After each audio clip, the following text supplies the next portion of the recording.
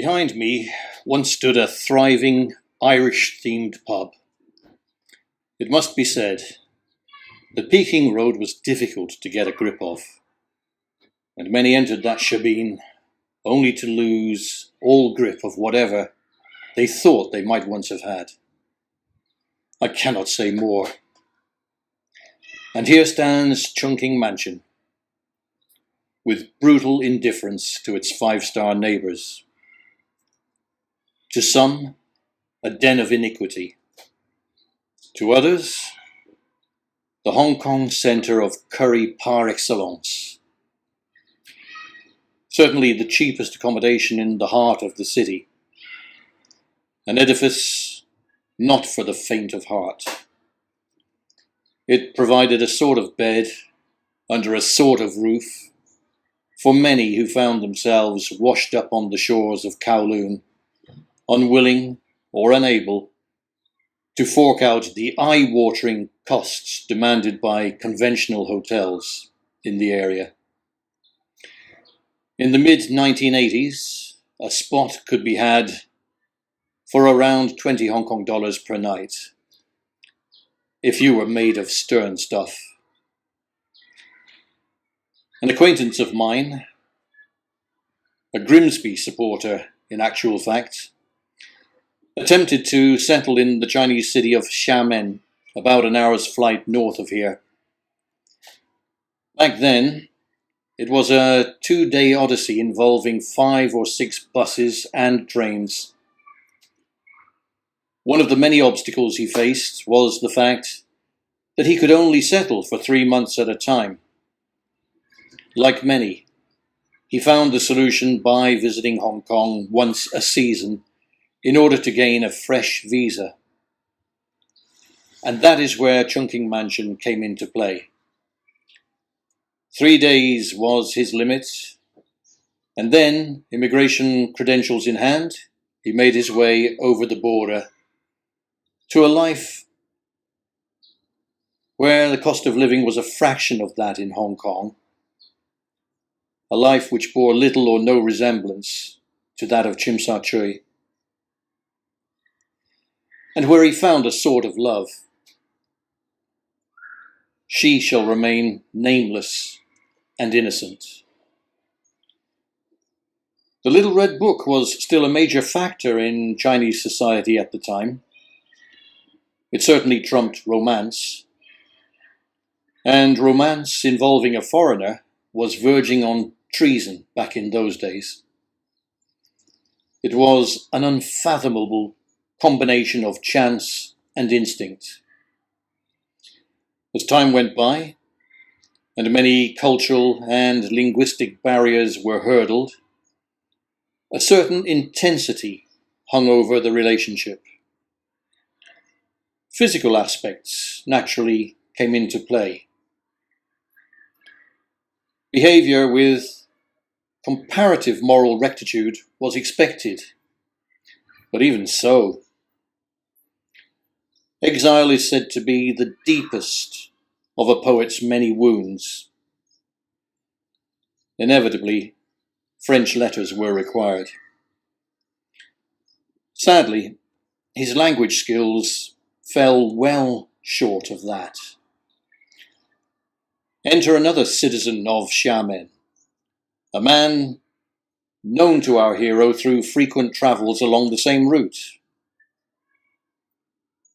By chance, he had to work in Hong Kong, but found he couldn't stomach it for more than 3 months at a time.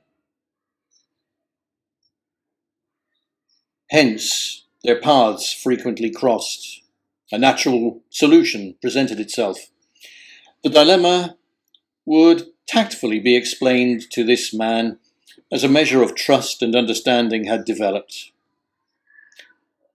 An amount of 20 renminbi would be passed to him to ensure an uncomplicated purchase of said rubber johnnies. For purposes of confidentiality, I shall refer to him as S.S. Wong, a clean-living individual with no previous experience in the field, always willing to help, never able to say no. I sweat by day, then hit the jug around 8, just as the train pulls out of Xiamen, 20 minutes late. Shantou, Jiangzhou, and all the rest a blur. How best to handle China? Asks a bearded connoisseur. Green-suited masses, red stars on their caps, discuss the path of Maoist thought, or renminbi perhaps. Enthroned upon my hard seat, pondering my roots, they look aghast at all the empty bottles round my boots.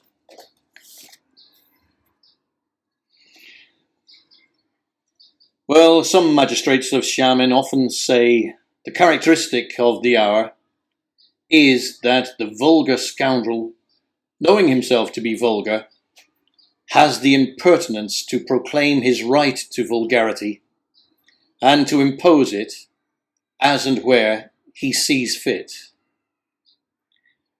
With 20 renminbi in his pocket, a strong wish to be seen as an intermediary in international relations, and I must stress no knowledge regarding the use of contraceptions or the associated act itself, this well-intentioned fellow strolled as nonchalantly as he could into a chemist and tried to explain his needs in no uncertain terms. He bought an incongruously labelled family pack containing 20 of what he diplomatically preferred to refer to as units. These were duly presented to the amigo in exile with heartfelt wishes that the 20 units would guarantee a pleasant night. This was said in such a manner that the recipient was in awe of the Xiamen stamina and felt duty-bound to empty the box, so to speak. As in so many situations of a similar nature, it was assumed the young lady would be gratified. And this was, how shall I put it, her outcoming. However, she thought of him as an insatiable beast. Consequently, the relationship collapsed, and the perpetrator had to seek help from an acupuncturist for a strained back. Again, the worthy SS Wong stepped into the breach. The 90-dayer, 20-a-nighter no longer felt at home in Xiamen and retreated with tail withered between legs back to Hong Kong and adapted to long-term residency in Chungking mansions, supported by an array of bizarre part-time jobs which were available in Hong Kong at the time. The road to Tsim Sha Tsui is my arduous choice. Used contraceptives adorn its wayside hedges. Conscience-stricken by ill-gotten gains, constantly sick from unfamiliar victuals, mile after mile, angst after angst, I am 1 year older today and still fermenting.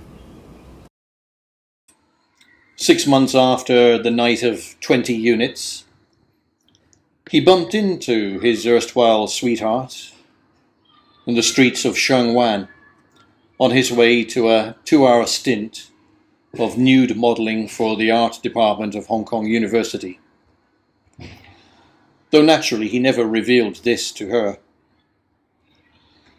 He was tempted to offer an apology for what might be conceived as irrational lack of self-discipline, but he just couldn't find the appropriate words. He was glad to hear she had gained employment in Hong Kong and wished her well. It was then that she dropped the bombshell.